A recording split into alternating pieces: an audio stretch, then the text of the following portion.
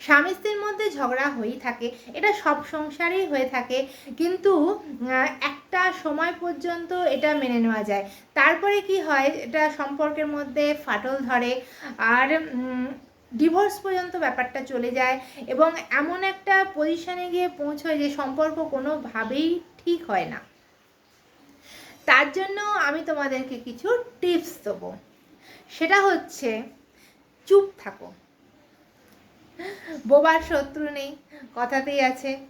সেই জন্যই বলছি চুপ থাকো। হ্যাঁ, তোমরা বলবে যে তুমি একটা মেয়ে হয়ে এইভাবে কীরকম একটা সাজেশান দিতে পারো যে চুপ থাকো, কোনো কথা বলবে না, আমাদের স্বামীরা যা ইচ্ছে করে যাবে। না না না, আমি এটা বলছি না। চুপ থাকার অর্থ হচ্ছে, আমি বলতে চাইছি কিছু সময়ের জন্য চুপ থাকো। যখন তোমাদের স্বামী ভীষণভাবে রেগে যাবে তখন চুপ থাকো। কথায় কথা বাড়ে, এটা তো একদম সত্য কথা। আর একটা কথা তো আছে যে সংসার সুখের হয় রমণীর গুণে।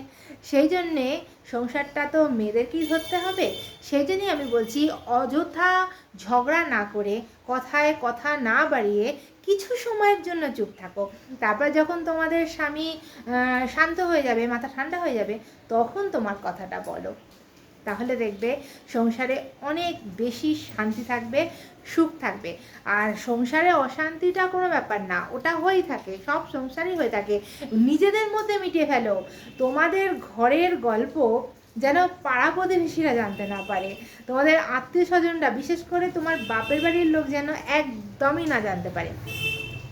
তোমাদের রিলেটিভসরা, তোমাদের পাড়া প্রতিবেশীরা কিন্তু এই ব্যাপারটাকে নিয়ে মজা করবে, আনন্দ করবে, এবং ব্যাপারটাকে আরও বেশি জটিল করে তুলবে। সেই জন্যে স্বামী স্ত্রীর সম্পর্ককে সবসময় নিজেদের ঘরের মধ্যেই রাখো। বিশেষ করে তোমাদের বেডরুমের মধ্যে ঝগড়াটা বেডরুমের মধ্যেই রেখে দাও, সেটা যেন বাইরে প্রকাশ না পায়। এই টিপসগুলো, ছোট ছোট টিপস আমি দিচ্ছি, একটুখানি মেনে দেখো, তোমাদের সংসারে সুখ শান্তির একদমই অভাব হবে না।